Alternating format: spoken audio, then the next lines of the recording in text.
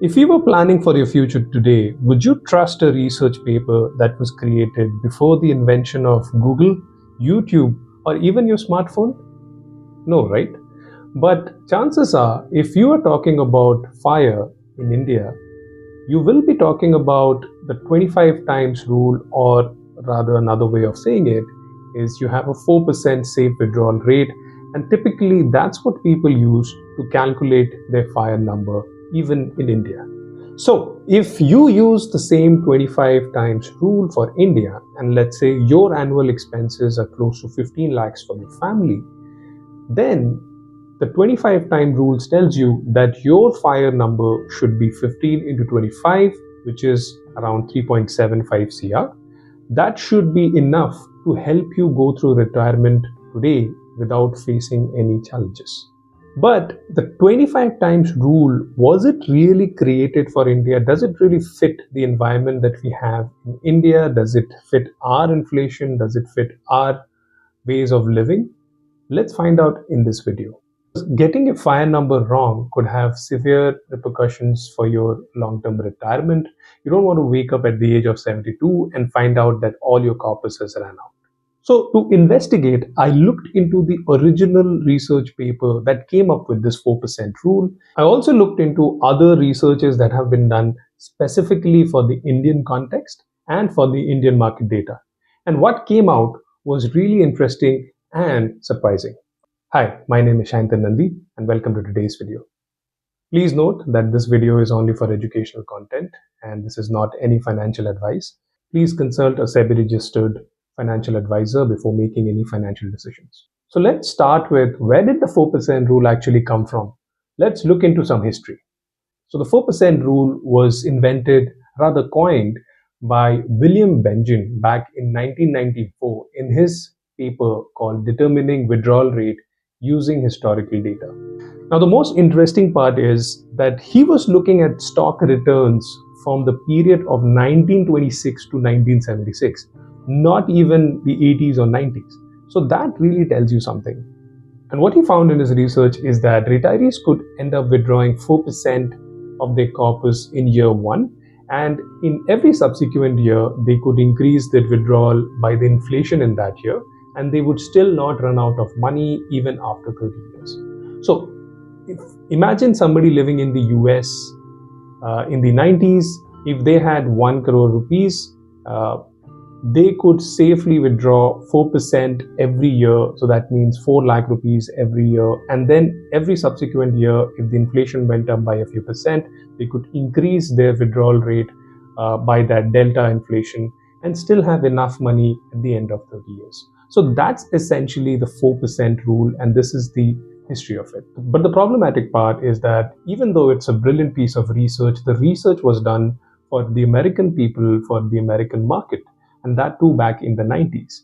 However, a lot of books on personal finance kept on talking about the same thing, so it started to become a standard across the globe.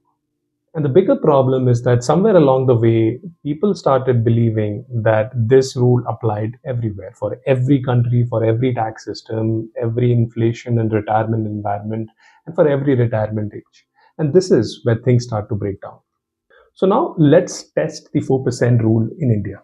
And let's play a game to understand if it really makes sense to you. Imagine you are the retirement calculator and you are trying to find the fire number. I'm going to give you 4 facts and I want to understand if you will still use the 4% at the end of these questions. Let's start with inflation. The US study by William Bengen was based on an American inflation of 2 to 3%. But in India, over the last 15 years, what we have seen is that the CPI inflation has been hovering around 6 to 7%. Mind you, your cost of living inflation could be even higher depending on your lifestyle. And on top of it, medical inflation has been hovering around 13 to 14%, while education inflation has been even higher, from 12 to 15%. When your withdrawals grow at 7% instead of 2% every year, your corpus depletes much faster and the math changes dramatically. Question 2. What is the market return volatility between US and India? While I agree that the Indian markets deliver higher nominal returns than the US, but they do so with significant more volatility. both in terms of drawdown and the timing of returns. In their 2024 peer-reviewed research paper, Raju Rajan and Ravi Saraugi, who did the most rigorous India-specific study on this, found that this volatility drag is the primary reason the safe withdrawal rate in India has to be lower. Also, please note that a higher average market return doesn't protect you if a crash happens during the first 2 years of your retirement. Next question, which is retirement length. Now, if you are at 40, how long do you think your money needs to last? Most people instinctively say 30, 35 years, but that's wrong because a healthy 40-year-old today could easily live up till 90, considering the innovation that we're having in medical infrastructure. So that's 50 to 55 years of your life still left. The original 4% rule was designed around the 30-year period for someone retiring at the age of 65. Now, many fire seekers in India are planning for retirement in their early 40s or even in their late 30s. So, you need to plan for a retirement that is not for 30 years but 40, 50, even 55 years. No study has validated the 4% rule for 50-year horizon in any country, leave alone India. Next question, market volatility. Now, here's the tricky one.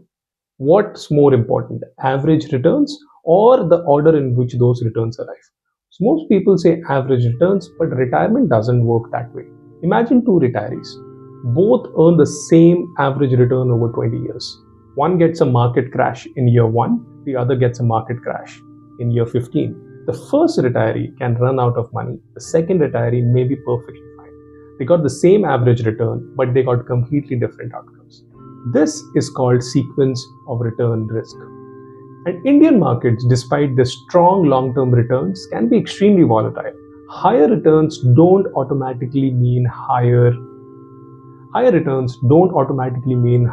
withdrawal rates. In fact, the most rigorous India-specific research, which was done by Ravi Rajan and Raju Saraugi in 2024, found that the volatility was the main reason why sustainable withdrawal rates were much lower than expected in India.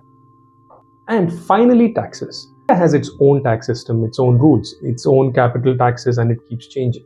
In the US, traditional retirement accounts have specific treatment that makes the 4% calculation work cleanly. In India, the tax treatment of mutual fund withdrawals, which is the typical asset where most FIRE people put their money in, changed in 2024, with long-term capital gains is above 1,25,000 being taxed at 12.5% now. Further, dividend income, rental income, and fixed deposit interest also carry high tax rates. So, a 2025 analysis by the VRID research team found that for higher bracket retirees, the effective tax drag reduces usable withdrawal rate by 0.5% to 1% on top of the inflation difference. So the problem is every rupee paid in tax is a rupee that doesn't stay invested. And over 40 or 50 years, this number compounds heavily. So now let's count higher inflation, longer retirements, high volatility, and tax track. Now, I want to ask you, would you still be comfortable using the same 4% withdrawal rate? Probably not. Thought so. So the question is, what is the right safe withdrawal rate for FIRE in India? What is the 25x rule meant to be for India?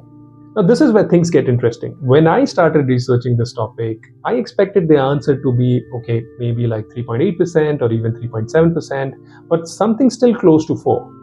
The Indian research done by Mr. Raju Rajan and Ravi Saraugi in 2024 came up with a number much, much lower than this. You can actually go and read the actual paper. I've put the link in the YouTube description. Please go and check it out for yourself.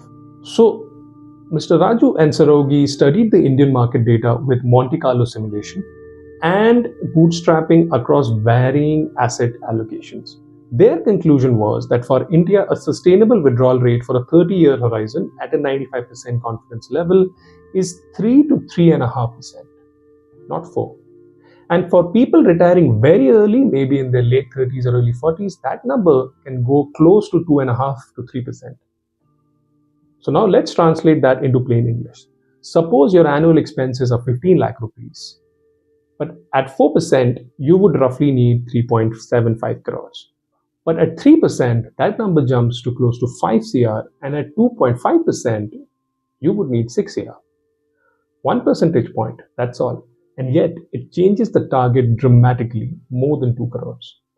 This is when I realized the 4% rule wasn't just slightly wrong, it was answering a completely different question, made for a very different country. Now, before everyone closes this video and gives up on fire completely, I want to tell you something important. Yes, these numbers are stress tested, they have been researched, but there are a lot of nuance that's missing in these numbers. And I personally don't think most people actually would need 6 crore before they can walk away, let's say, from a stressful career, or they want to live with more financial freedom. Here's why. These retirement calculators make a ridiculous assumption. They assume once you retire, you will absolutely stop working and stop earning anywhere apart from your investment corpus. Now, that still made sense for the study done in 1990s because we were talking about people retiring in their 60s. Yes, it makes sense. They will probably only live off their investment. But somebody planning their retirement in the 40s or 50s is probably not going to stop working entirely.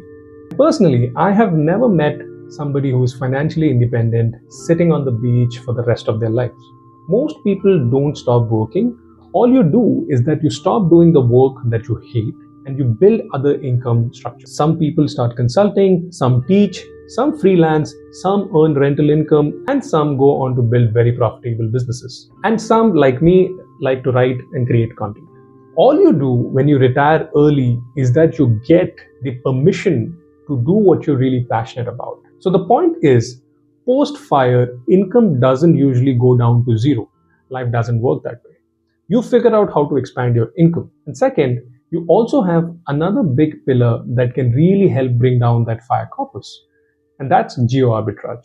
Most likely, if you're considering fire, you're a salaried individual and you're living in a tier 1 city like Bangalore or Gurgaon or Mumbai. But post-fire, you can actually choose to live outside the tier 1 cities because you're no longer tied to a job. And what you realize is that if you move to a tier 2 or a tier 3 city, the cost of living is much lesser. And that's why even at a 3.5% withdrawal rate, your cost on corpus becomes much, much lesser. So for example, the same family spending 15 lakh a year in Bangalore would probably spend around a 10 lakh amount in maybe a tier 2 city like Kochi or Jaipur or Coimbatore or even Mysore. They may even consider to move to a country like Vietnam or Thailand where the cost of living is at par, if not lesser. 3 point. So the corpus that we were looking at around 5 to 6 crore for 15 lakhs comes down significantly to 3.3 to 4 crores at 10 lakhs. Your required corpus can dramatically change, and while doing that, it can also dramatically improve your quality of life with much lesser traffic, more greenery, and much lesser cost of living. And outside of all of this, another important point to note is that, see, expenses themselves are not going to be fixed throughout your life, right? Things will change.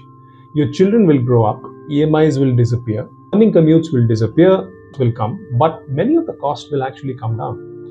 So what does this tell you? It tells you that real life is a lot more flexible than a retirement calculator, and we shouldn't just rely on that. So if I were planning fire in India today, what are the steps that I would follow? First, to begin with, I would rather use a 3 to 3.5% withdrawal rate instead of the common 4% rule. It doesn't hurt to be a little bit more conservative if you want to be, especially if you're retiring in your late 30s or early 40s. Second, I will create a dedicated healthcare corpus, and this corpus I would inflate at 14 to 15% every year. And this corpus I will inflate at 14 to 15% every year, and then try to understand what is the number that is coming out. In addition, I would try to buy a really good quality medical insurance with very high sum assured.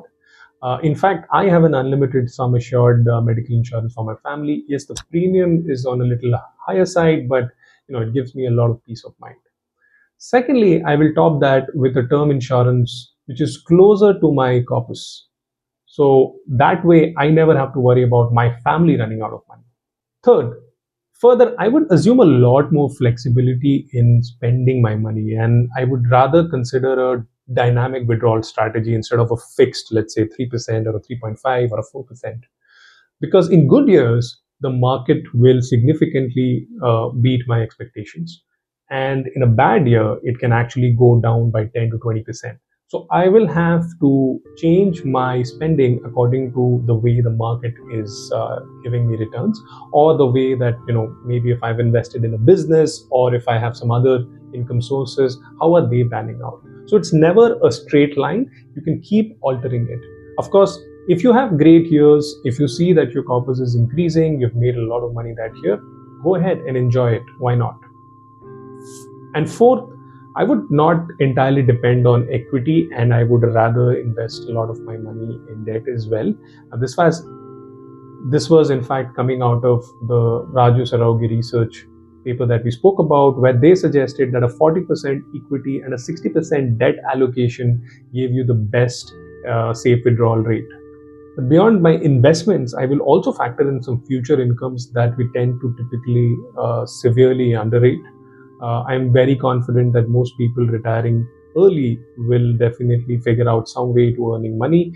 Even if they see that they are not able to build a business, or they are not interested in doing something, they can always pick up some freelance work, or they can go and do a job that might be less paying but gives them a lot less stress. But beyond investments, I would also plan for some surprise bulk expenditures like my children's wedding, the college education, and so on and so forth. And then I would come up with a number and I would stress test it aggressively. I would, however, definitely not try to underrate my future income potential, because people tend to really, really underscore this. So even if you don't want to build a new business, or maybe you don't want to get into freelancing, you can always look for a job in a field that you're passionate about.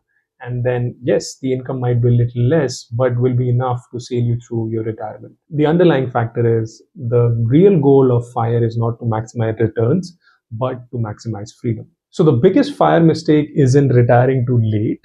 It's building a plan that not only works on a spreadsheet. The 4% rule was an answer to a very different question, a different country, and a very different era. And if you're building financial freedom in India, you need an India specific answer. So if you enjoyed the content in this video, please do like this video and subscribe to my channel. It gives me a lot of encouragement to keep producing informative videos like this for you in the future. Thank you so much.